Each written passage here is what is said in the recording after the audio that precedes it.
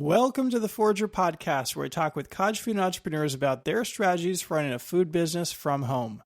I'm David Crable, and this is actually a pretty significant episode for me. I happen to be publishing this on the same day that I published my very first episode of the podcast 5 years ago. It's kind of hard to imagine that it's already been 5 years and 135 episodes. And kickstarting the next 5 years of the podcast, today I'm talking with Rachel Laukala, who is one of the leading cake pop experts in the country. And if you would like to meet her in person, she will be the keynote speaker for a brand new conference this year for cake pop makers called What's Popping Con. This conference will be the ultimate celebration of creativity, community, and cake pops. Whether you're a seasoned pro or just starting out, this conference is designed to inspire, educate, and connect cake pop enthusiasts from all over. With playful sessions, expert-led workshops, exciting shopping opportunities, and plenty of chances to meet fellow decorators, What's Popping Con is the perfect place to elevate your skills, spark new ideas, and have a blast doing it. This conference will be held on May 4th through 6th in Kent, Ohio, and you can get $25 off registration by using the coupon code FORAGER, FORRAGER. To learn more and register, go to whatspoppingcon.com. All right, so I have Rachel on the show today. She lives in Ravensdale, Washington, and sells, you guessed it, cake pops with her bakery, Cakepops by Rachel. Rachel started her cake pop business back in 2011, and although it was steadily growing at the time, she stopped it to focus more on work and family. But when she had her third son, she realized she wanted to spend more time at home, and her business was reborn. The rest is history. Within the next few years, she quit her teaching job, started hiring help, moved into a commercial kitchen, and now sells well over 1,000 cake pops per week. She now has over 116,000 followers on Instagram and runs an online school for cake pop artists called School of Cake Pop. I know you will love this interview with Rachel, so let's get right to it. Welcome to the show, Rachel. Nice to have you here. Thank you. I'm so happy to be here. Well, Rachel, can you take me back to the beginning of this journey? How did it all get started? Yeah, so it actually started probably about 14 years ago. I got actually a book. It's literally Bakerella, her very first cake pop book. And anybody who's ever made like cake pops probably knows that name or the book I'm referring to. Yeah, and I just was like, oh, this looks like fun. And my sister-in-law was pregnant with my niece, who's 13 now, and asked if I could make the cute little owl cake pops in there. I took it on, terrified, pretended like I was very confident, and I might have cried a few times making them because I wanted them so badly to be perfect, and brought them to the baby shower. Everybody couldn't believe it, just loved them, thought they were so cute, and honestly, it was kind of like snowball from there. I was just doing them on the side for friends and family, kind of decided that I'd make a Facebook page and just really got out there through word of mouth. I was relying on people liking what I made and telling their friends and family about it. And I was still living in an apartment, so I had to figure out a place to be able to make my cake pops. With Washington State, that was a whole different story. Having to go and find a kitchen that I could rent out. Then I had to move into a house. It was all over the place. So I got set up with the cottage food license. Geez, I don't even know what year that was. But it was a few years after I just was doing it for fun. And then life changed and I had 3 boys, fairly close together, 2-3 years apart. I was teaching 3/4 time. So I was, cake pops really fell to the wayside. I just completely stopped doing it. I just couldn't anymore. I was not enjoying it.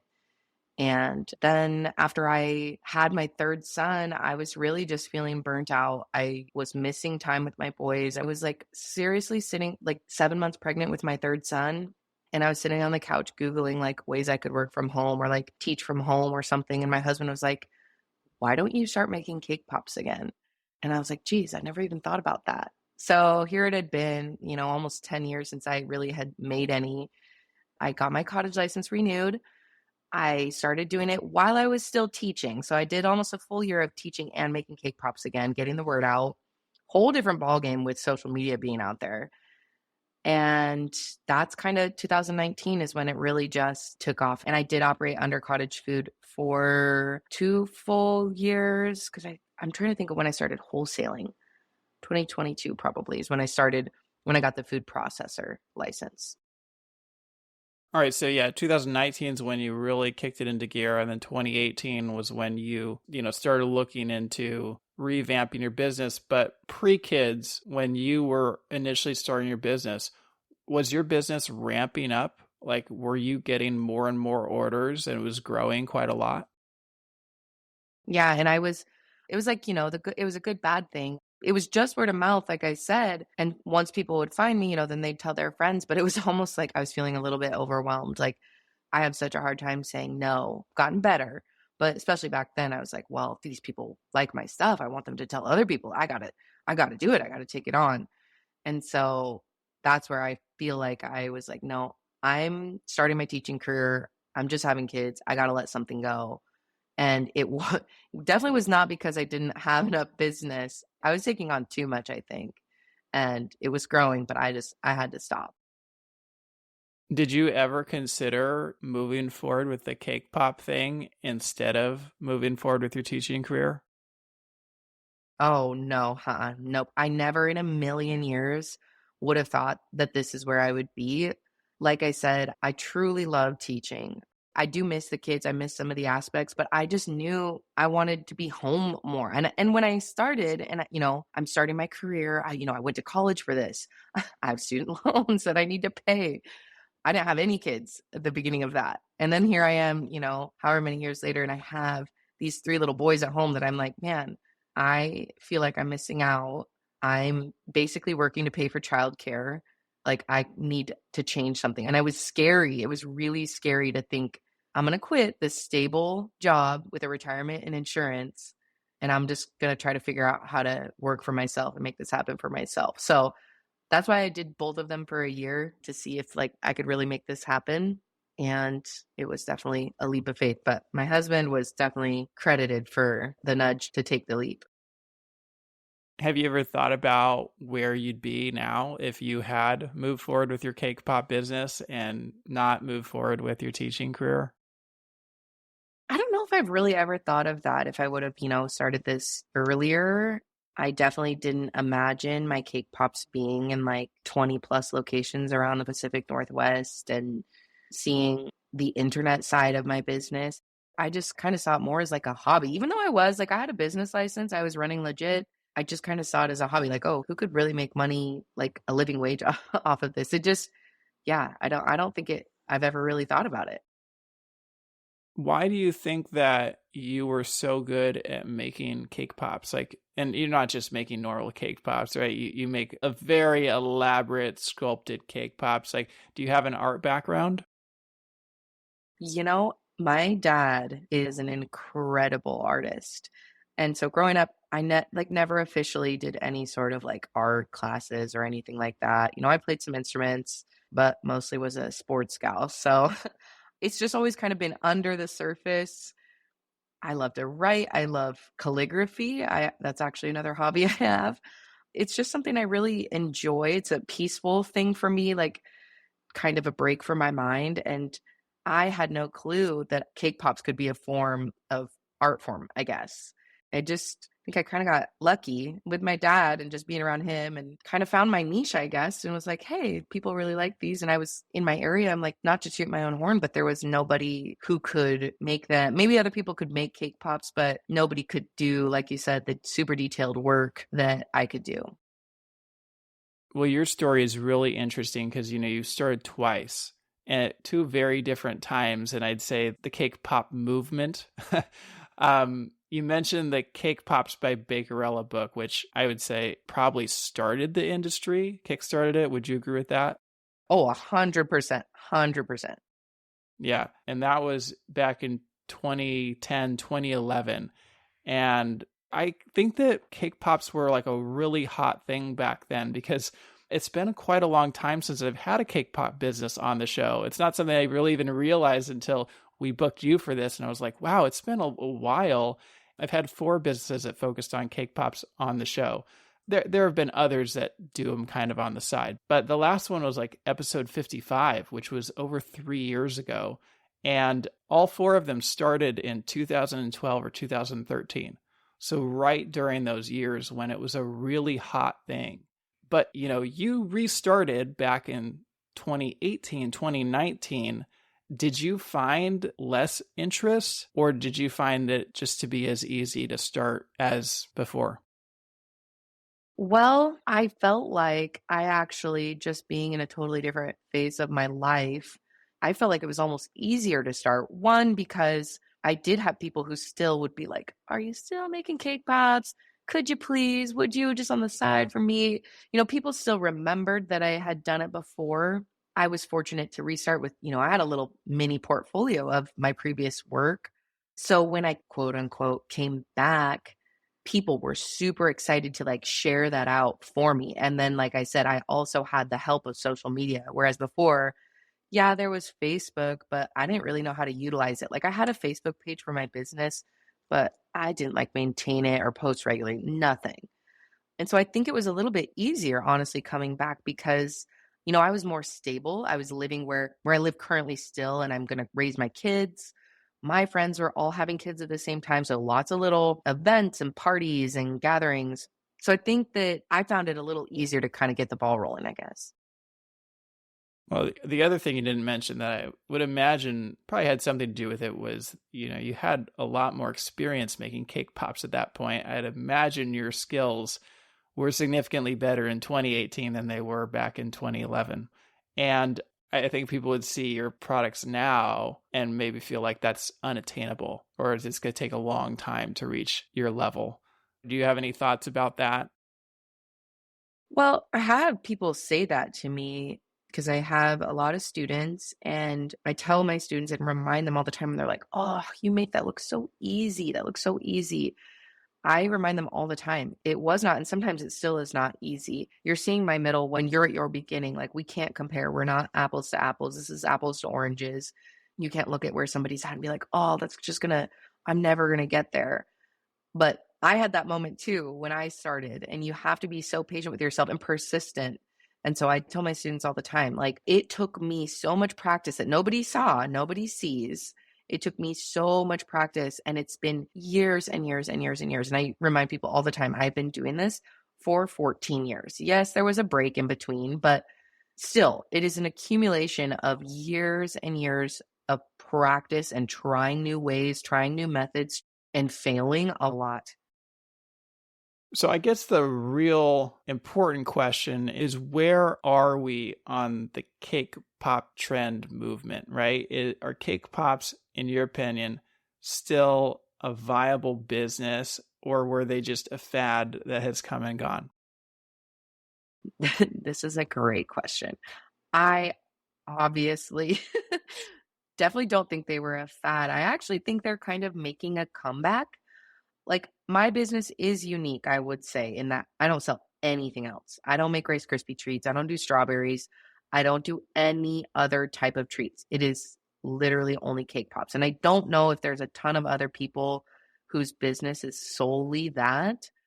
But with the new ways of making cake pops that have just come out recently, I'm not sure how familiar you are with the cake pop world, but my friend Amy, who owns Daisy Makes Innovations, came out with a new product last year that I think is really changing the game for cake pops and making it so much more accessible to a wider variety of bakers, because cake pops used to have a really bad rap for being like a horrible treat to try to make. Like, very hard, very challenging, very frustrating.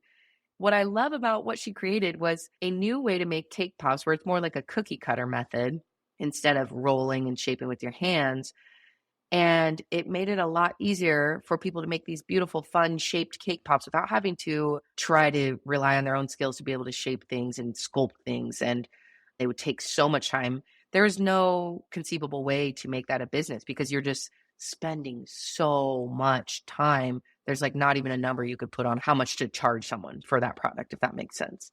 I actually almost did quit making cake pops again because I was getting burnt out from trying to make them like that and make so many of them. I think if you're just trying to solely just like hand sculpt them, hand shape them, hand roll them, it's not realistic to make that like your sole business. I mean, there are people who do it. It's just not for me. I was not making enough money for how much time it was taking me to do them. I still do make some cake pops like that, but it's not the majority of how I make them. I shifted to making them with these new cake pop molds that just make it so much faster. You roll the cake dough out like cookie dough, and then instead of measuring each scoop and then going in and rolling them, you're just like cutting them out like cookie cutters. So it's like two steps are combined into one. And then you have a lot more time to do the fun stuff like decorating them. So these, I think in this last year, cake pops are really making a big comeback. Not that I really think they went anywhere, but I think so many more people are like, wow, I'm going to try that. And then they can see how much easier it is to make them and make quality cake pops still. So I do think that it is possible to still run a business making just cake pops and having that be your main source of income. I want to talk more about the burnout that you faced. What year was that? So, like I said, I, revamped, got it up and going, and was very excited because I was getting a lot of orders. And I was like, okay, this might be an actual realistic possibility in like 2018, 19. And it took off so fast. When you're just getting started, you're kind of like, oh, I got to take every single order. I got to take every single order. And it doesn't matter what kind of order it is or what theme or how many, I got to take it because I don't want to lose any business. But what that did to me was I lost all joy. I wasn't making things that I wanted to make. I was just doing it because somebody had asked me to.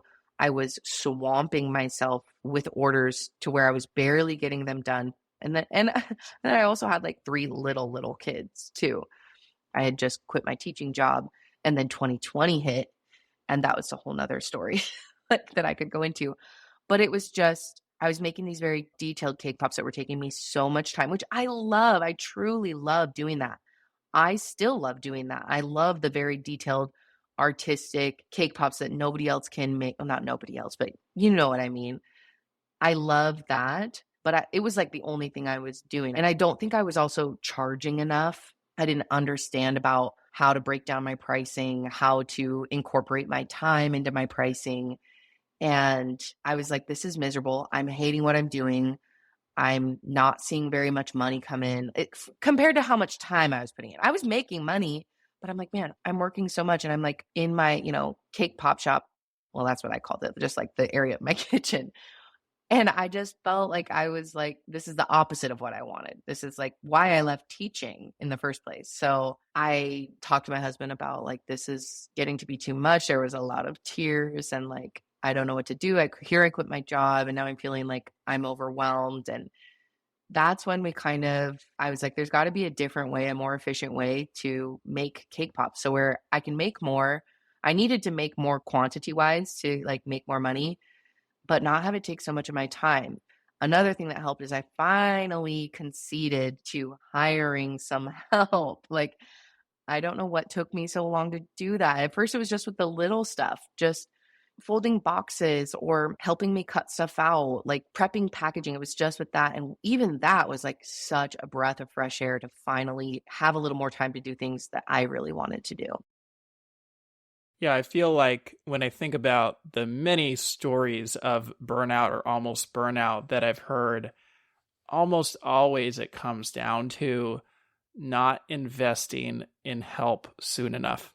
Yes, 100%. And I think a lot of people who want to start their own business probably feel a similar mindset to me to where like, well, I started this, like I should be able to do this by myself. I should be able to take this on. I shouldn't need the help. And I think I do that as a mom even as well. And it's not true at all. It doesn't mean anything. It means you're a human who has an awesome amount of work. Like you're getting more work. That's great. But that also means it's okay to also need help. I don't know why that happens, but once I realized that I could get help and still make what I like to do, it was a breath of fresh air. And it changed my business completely. I think the other side of it too that people don't think about is at the point in which you start really feeling like you need help, like when you're feeling overwhelmed, you're so busy that you can't invest time because it takes more time to hire somebody and teach them how to do everything. And so it's really when you start to feel that pressure that you need to make the investment instead of waiting until you have to make that investment.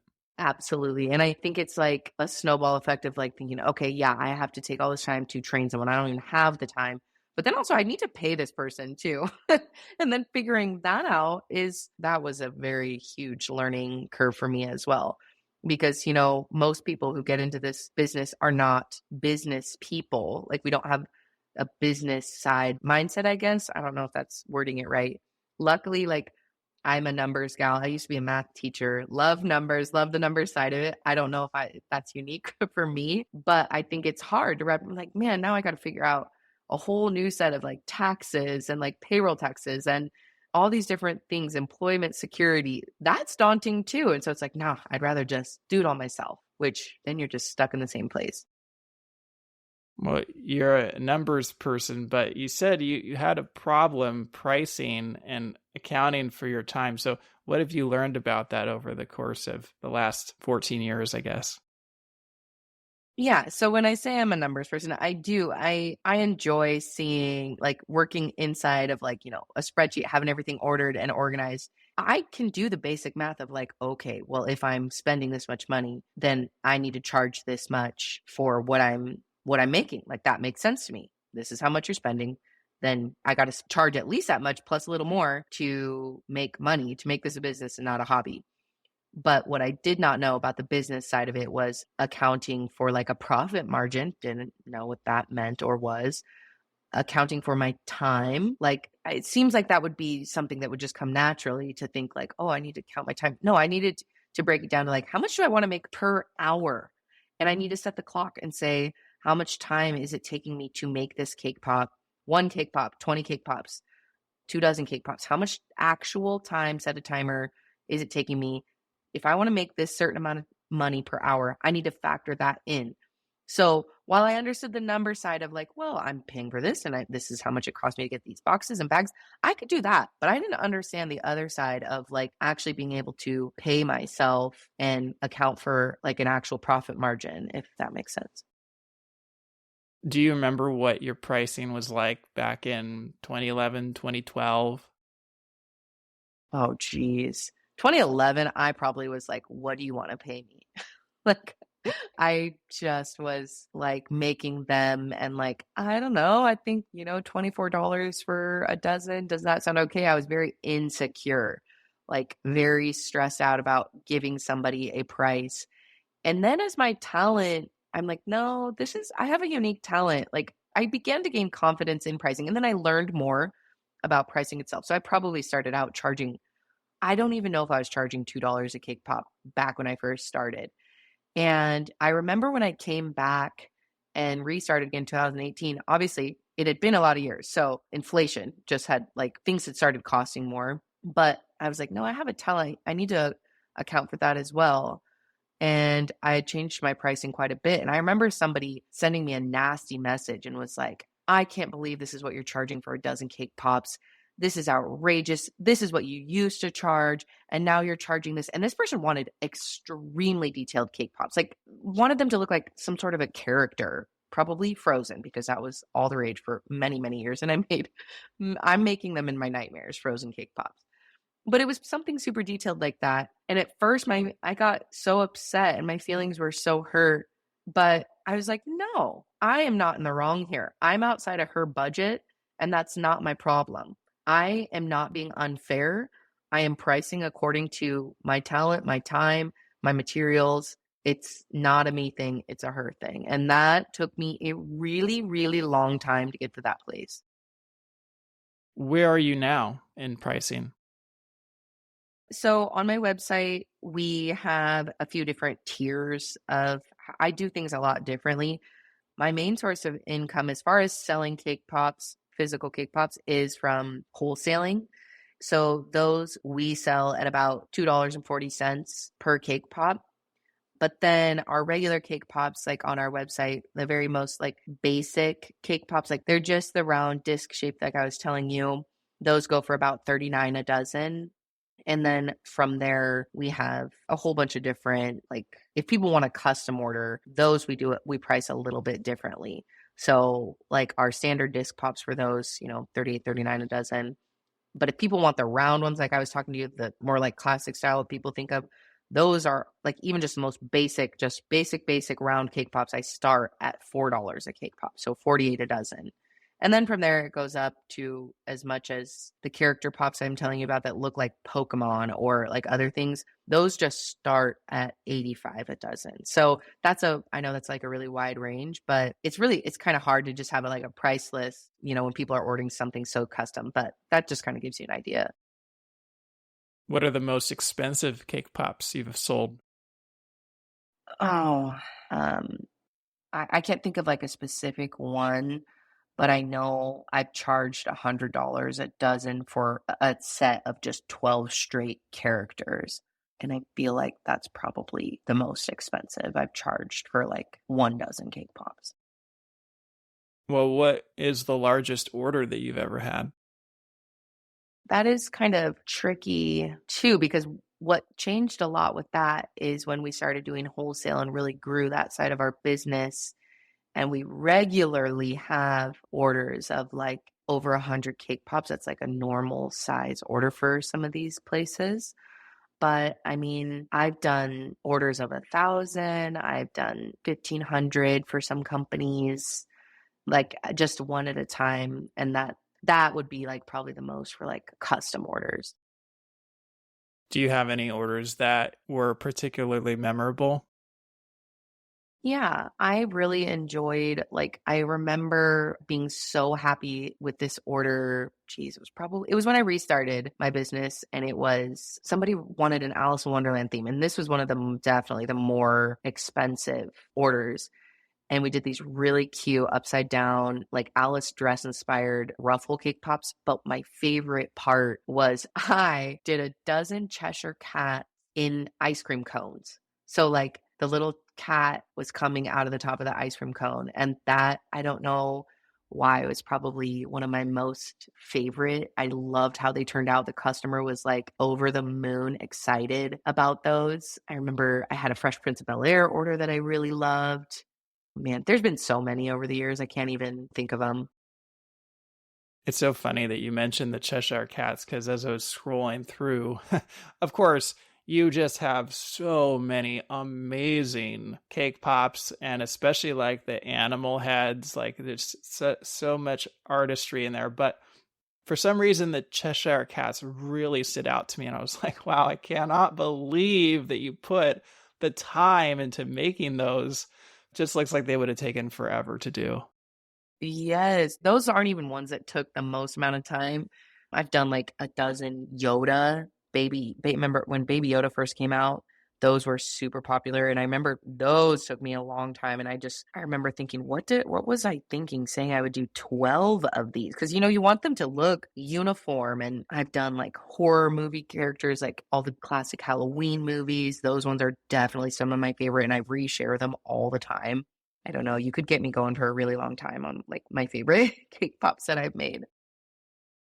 Well, I did want to ask you about Duncan Hines because I know that's been something that you get commentary on using box mixes. Is that something that you still do today? Oh, yeah, 100%. Absolutely. I think it's the best way to go for cake pops. I know other people make them from scratch, but I think that it just gives the best consistency. Like it's a really good flavor. I doctor it up, but oh, yeah, I stand behind the box mix 1000%. Well, I know there are some people that are like, oh, you can't use box mixes. Like you have to make homemade. And I don't care about that. I mean, I think it's perfectly fine for people to use a box mix in their business. But what I wonder, and I've always wondered this, is the cost of the box mix. And have you like compared what it costs? Like, does it cost more to be buying this pre-made mix versus buying the ingredients yourself? Yeah, it's probably an added cost, I would say, because I still add like flour and sugar and everything in my cake pops. So maybe I'm not using as much flour and sugar as some people. So I have that cost plus the cost of the box mix. And the box mixes, they're not going down in price, that's for sure. But really, like when it comes down to the breakdown of what it costs me to, like, I get 50 cake pops out of a box mix with how I make them.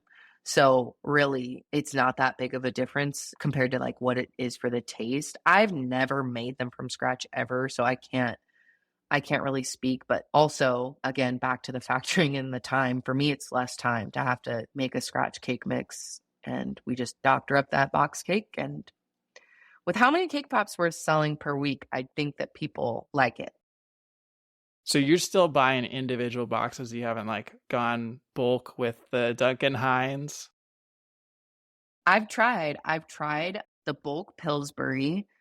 There's another couple different types of bulk cake mixes you can get in like 25 pounds, but I've tried them and I've tried to doctor them up to make them taste the same, but they never taste the same and it's never the exact same texture. And like I said, for how many cake pops we're selling a week, it's probably upwards of 1,000 cake pops a week right now.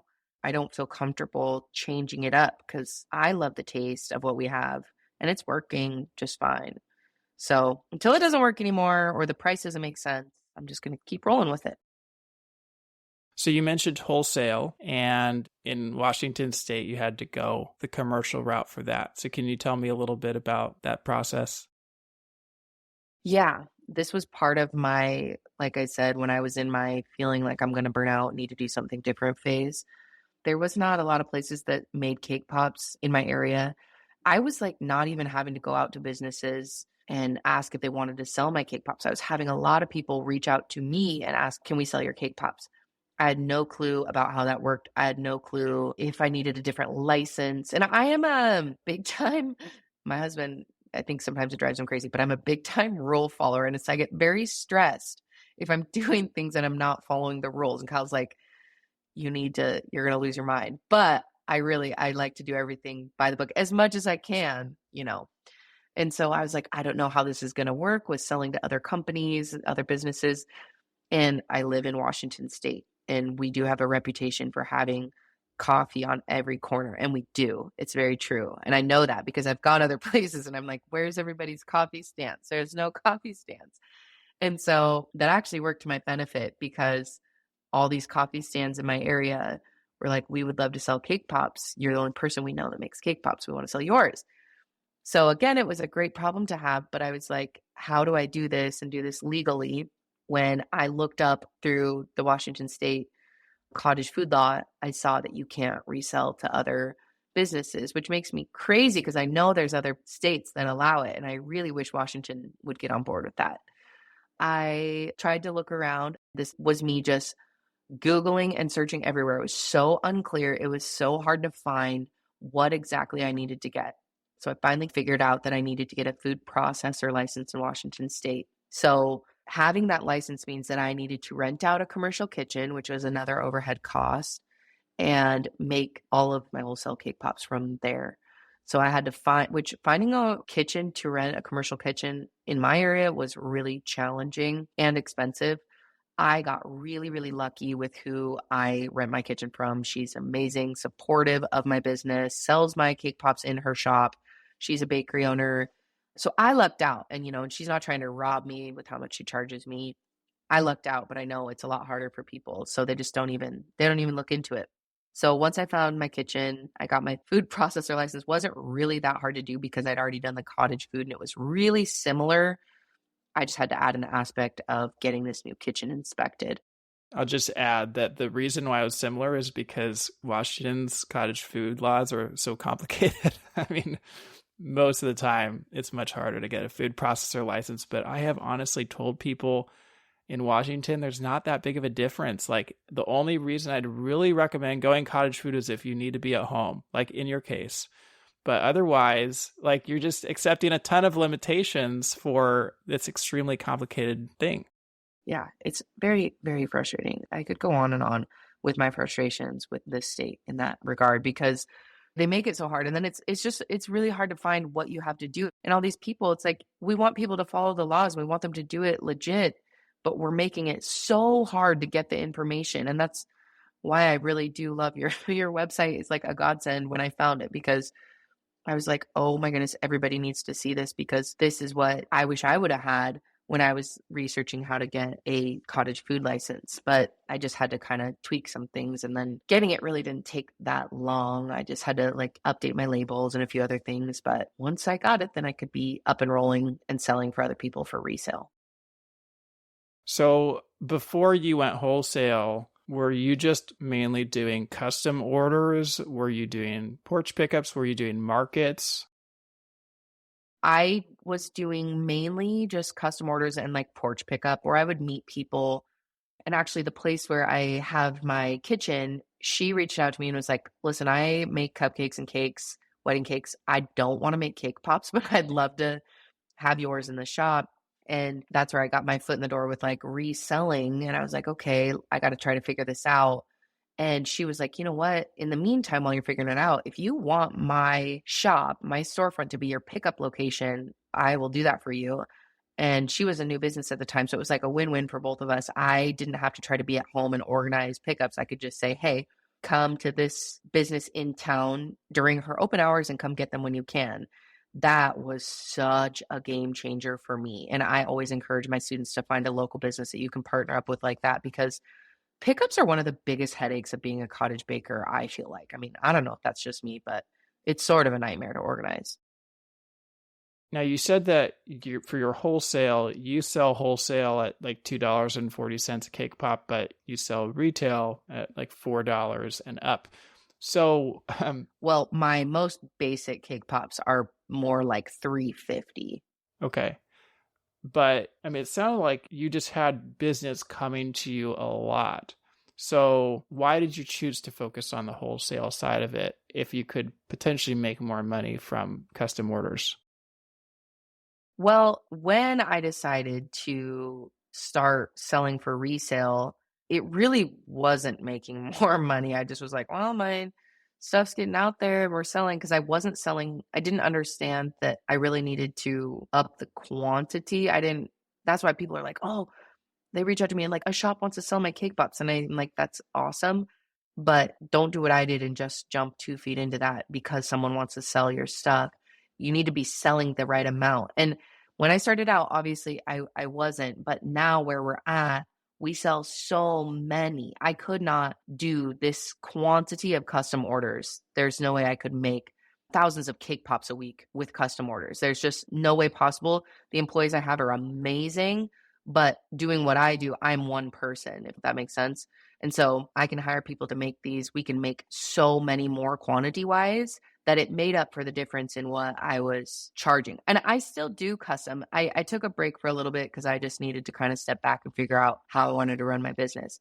But now that all my kids are in school, I'm stepping back in and being able to, alongside these wholesale orders, also get back into the custom cake pop game and really get back out there that way too. So we can do both. So how many employees do you have at this point? I have 4 part-time employees. And how involved are you in the wholesale orders? I oversee everything and I make sure everything behind the scenes is like, here are the numbers for this week. These are the orders that came in. And then really they do. I mean, I step in and help when things are like, actually, these next 2 weeks are going to be really crazy with Valentine's Day coming up. This is like one of our busiest weeks of the year. So I'll step in and help because we'll sell a lot more these next 2 weeks. But mostly I'm fairly hands off as far as the physical making of the cake pops for resale. And when do you feel like you made that transition to like really being able to remove yourself from the labor intensive part of the business? It was not like a pretty smooth transition. It was rocky and I felt like a baby giraffe with like new legs, like stumbling about, trying to find my place and how this worked. But it was really when I had a couple of well-trained employees that I could trust to make high quality work. And when I figured out how to make cake pops that were still cute, still tasted great, still had the same quality, but weren't labor intensive, so we could whip them out really quickly. And once I realized, like, okay, I can step back and they're making these so much faster than when they started that I could see, I would gradually like see, okay, well, if I don't do this today, let me give it to them to see if they can handle it. they would get it done and then some. And then I'm like, oh man, okay, well, I could use this time to start up School of Cake Pop. I could use this time to make some digital products. I could use this time to do some of the stuff online that I hadn't got to do, or just create content on the internet for fun, not because I was making it for an order. So it was gradual and it was messy. And like I said, I still step in when it's crazy, or if I have people sick, or I have people leave and I got to train somebody new. But for the most part, I'm pretty kind of doing my own thing. Well, I know that now, ironically, this has brought you back to teaching, and a lot of what you do is content. And you have over 115,000 followers on your main Instagram account. Like, share that process with me, because, almost everyone listening to this podcast is like, would dream of having over 100,000 followers on Instagram. Yeah, that is a whole other beast. And I want to preface it to say that I am no expert at all in that realm of being like, this is the formula for what you do to get this. But what I think I did most of all, and it really ramped up as far as the Instagram quote unquote influencer School of Cake Pop, like all that side of it really has been amped up in the last 2 years, 3 years. And I think I stayed really consistent and I stayed up to date on like what people want to see. And I was like listening, my following shifted from people looking at my photos to be like, oh, I want to buy those cake pops. I'm a local person. Once more people saw my work and saw what I was doing, my following shifted to being people that wanted to learn from me, not necessarily buy my cake pops, but all of a sudden I had all these people that were like asking questions and like, how did you do that? What did you use? What supplies do you use? Where do you get that? And it was unintentional, but I am, like I said at the beginning, I'm a teacher at heart and I genuinely do enjoy it. And I was like, well, I'll just share what I'm using. And I wasn't getting paid, or like influencer wasn't even a word. And I just was sharing because I'm like, this will help somebody. I wish I had somebody to teach me this. And I was just showing up as my true self, like messiness and all the time. And when I'm like, oh, people are doing reels now. What's a reel? I'm going to learn how to make that. This is fun. And I just started showing people more behind the scenes and just being on there consistently and like listening and paying attention to what people wanted to see from me. Obviously, it changed my demographic of my following. And I took a break from selling locally, like custom orders, because it was like the people that were seeing my content were from all over the world. And so that's who I was giving all my time to. And there were a few reels that like went quote unquote viral, which escalated my following like a crazy amount. And actually, I think one that took me over the 100,000 mark was this one where I linked every single product in the video and was like, it's like 50 vanilla cake pops. And I'm like, here's everything I use to make these cake pops. And just putting that information out there for free, people were like, whoa. And that reel just took off and it's my most played reel. And I think that got me. And I was like, wow, people just really want help. They want support. They want to know how to do this. So that's just kind of what I started gearing all my content towards, and really wasn't just sharing photos of my work, but like how to and tips and tricks and that sort of thing. So it was just really getting to know my audience is what changed the game for me. Yeah, I'd say like every single person who's been on the podcast that has gone really big with their content and their social media, they all started by just helping people. Like they never started by going, I'm going to be an influencer. I'm going to try to make money online. Yeah, I think people can see a genuine want to share versus I want to share this so I can make some money off of it. I think people can tell a difference. But you do make money off of it now. Could you share a little bit about that? So what I mainly make money off of online is my cake pop community called School of Cake Pop. I do have a couple companies that I share their affiliate codes where I get a little kickback from people purchasing like some of their products. But really, I don't have a whole lot of those. I'm not like a typical influencer, I guess, where I'm happy to share the codes. I love, it's really great that these companies give a little bit of a kickback or share my stuff too. It's awesome. They give product, whether it's product or money. For me, that's just not my main source of income. You see the 115,000 followers, it's awesome. But those 115,000 followers, it is at the end of the day just a number. But it definitely does help when I have something like my online community. A lot more people see it and hear about it. So I guess it helps in that regard. But yeah, School of Cake Pop is a monthly membership that people pay for. And so that I have some digital products as well, like business card templates, Cake Pop care cards, those sort of things that people can purchase, which that's been a whole new world for me as well. But a really, really fun one, and one that I'm super thankful for, and definitely wouldn't be possible if I didn't have the social media following. So when did you start School of Cake Pop? School of Cake Pop started, I think it was 2023. I think I officially launched it. I think I've been doing it for about 2 full years now. It started out first as just an Instagram, like when Instagram first launched subscriptions, and I was just doing it through there. I had launched a cake pop making course. It was just a single product, and I had launched it right before that. And I got some good feedback, but it definitely didn't do what I thought it was going to do. And I also was like, man, I was so excited to launch this course. And I had the best mentor, Danira.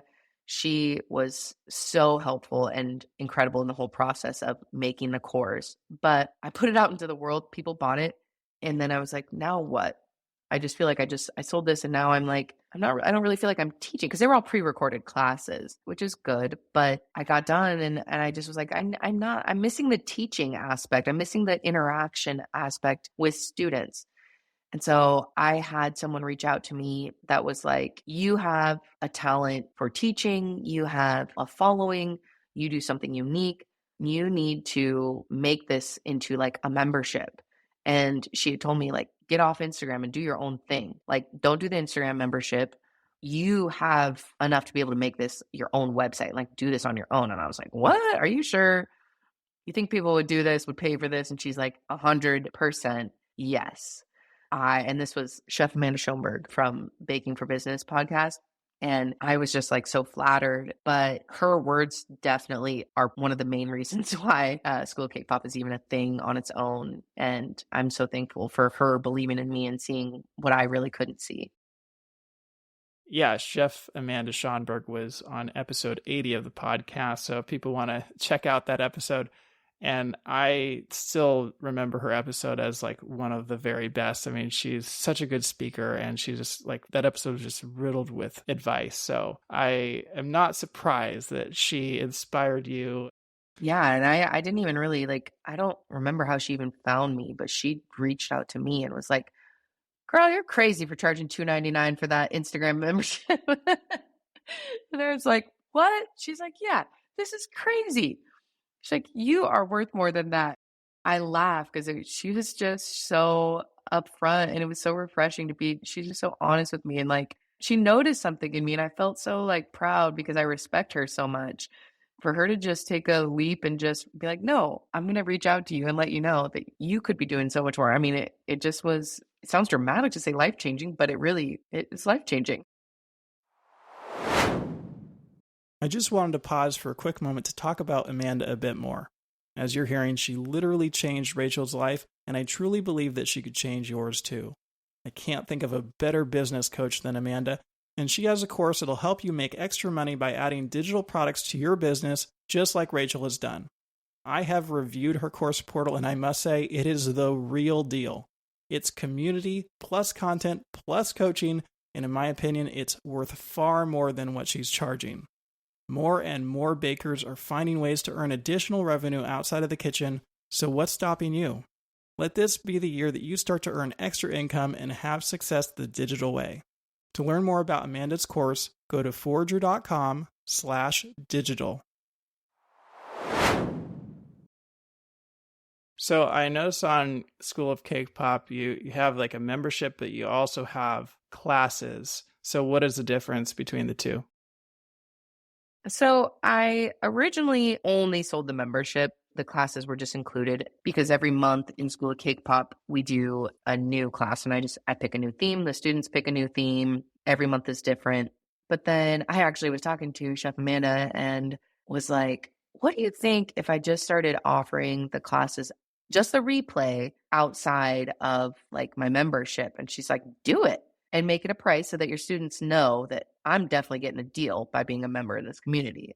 And so I was like, well, because I did have some people who weren't necessarily members, or maybe it was part of the window when my school wasn't open. And they're like, oh, I'd really love to be able to take this class. It's almost Christmas, but your school of Cake Pop isn't going to open until January. And I was like, oh, why not? Like, there's no harm in just opening this for replay. So they didn't get to see it live, but they could get the replay. Oh, actually, maybe I did offer a couple to be able to view live, but I definitely have offered replays for a lot of them.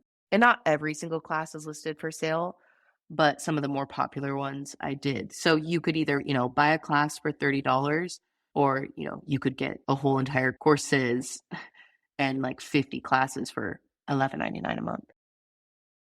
And you mentioned that there's only certain windows when your school is open to join. Why did you decide to do that? Yeah, I actually put that as a frequently asked question on my website because so many people ask that.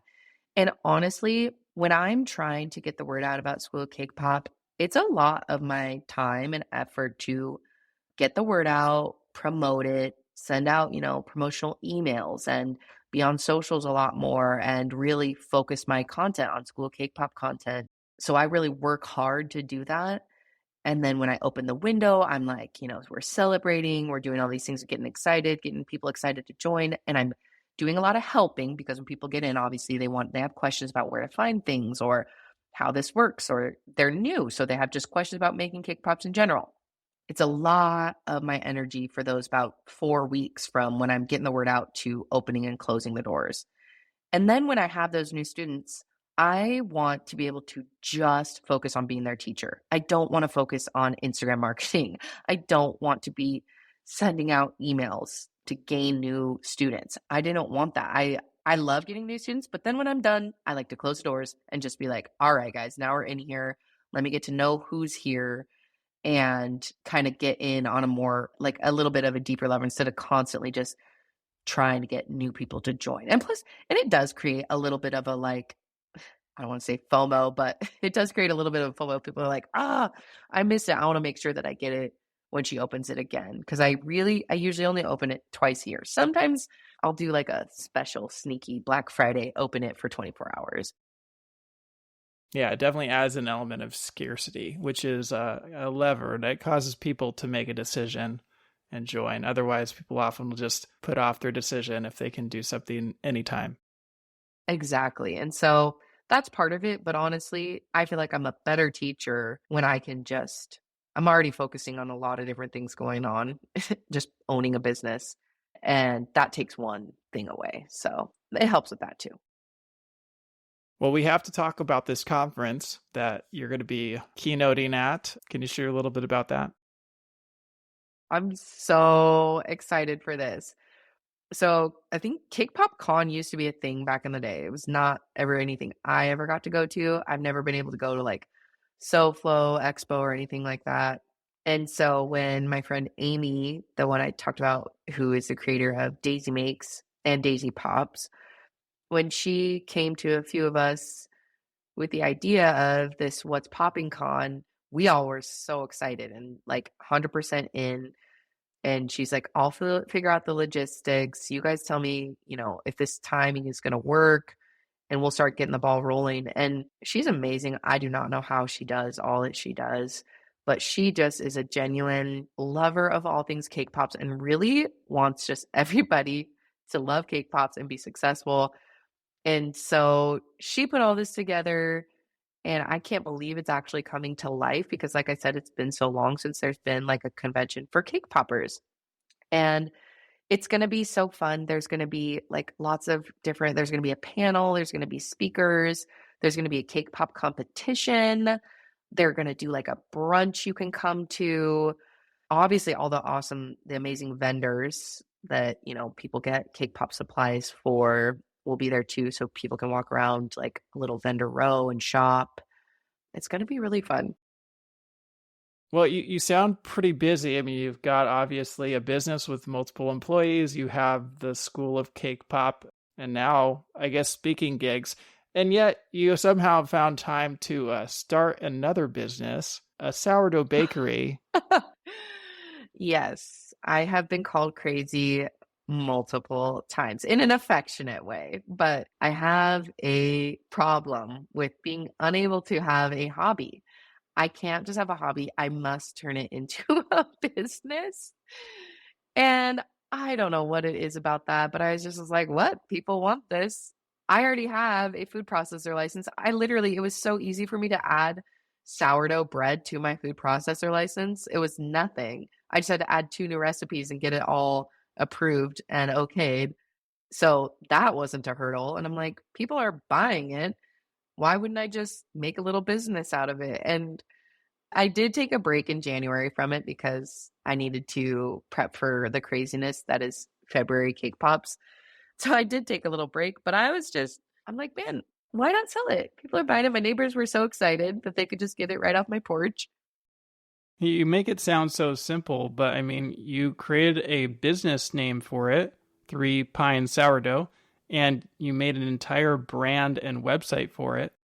Yes, I know. My husband was one of the people who thought I was a little crazy for this one too, but it came to me and I felt like it came so easily.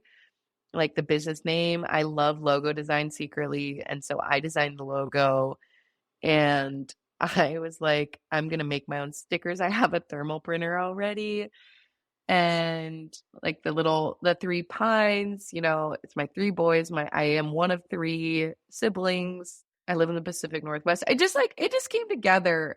And then sourdough was just something so new and refreshing and different than what I'd ever done. I don't want it to be anything huge. I'm going to keep it just what it is. It's fun. I don't want to ruin it. I send out a little pre-order every once in a while so people know when I'm baking and then they can pick it up on Thursdays. And I just limit myself. I just set a amount of loaves that I want to make in a week and they sell out and then I'm done. And if I don't want to make it next week, then I don't. Well, it is pretty incredible, all that you've achieved. So, what are your plans for the future? Oh man. I mean, as any business owner does, I am constantly always kind of thinking about what's next, but I am very happy with where I'm at. What's going right now with the wholesale aspect, the custom order aspects being able to come back, being able to run my school cake pop. I am so happy where I'm at, and I'm going to keep going on this until it just doesn't make sense, like something isn't working out or I'm not enjoying something, then we'll reevaluate. But I'm working hard to grow back my local following because I had focused so much time in getting students and people to join School of Cake Pop. I kind of lost some of that local following because I stopped doing the custom orders. So I'm kind of trying to grow myself in that right now. And the sourdough thing, I'm doing for fun. And I'm going to continue doing that for fun and kind of have that as be part of my little side business. But yeah, I just want to keep teaching, keep making cake pops that people like and that make people happy. That's all I want. Well, Rachel, thank you so much for coming on. Now, if somebody would like to learn more about you, where can they find you or how can they reach out? So you can find me on Cake Pops by Rachel on Instagram and Facebook. So it's all Cake Pops by Rachel. School of Cake Pop is schoolcakepop.com. And while it's not open all the time, I always have a wait list open. So you can sign up for my wait list on my website if the doors are not open. And I'll send all updates through that. You can email me at contact@cakepopsbyrachel.com. And yeah, I think that's it. Well, thank you so much for coming on the show and sharing with us today. I really appreciate you having me. This was so much fun. That wraps up another episode of the Forager Podcast. Remember to check out the new Cake Pop conference at whatspoppingcon.com and Amanda's digital products course at forager.com/digital. For more information about this episode, go to forager.com/podcast/135. And if you're enjoying this podcast, please take a quick moment right now and leave me a review on Apple Podcasts. It doesn't have to be a long review, but it's truly the best way to support the show and will help others like you find this podcast. And finally, if you're thinking about selling your own homemade food, check out my free mini course where I walk you through the steps you need to take to get a cottage food business off the ground. To get the course, go to cottagefoodcourse.com. Thanks for listening, and I'll see you in the next episode.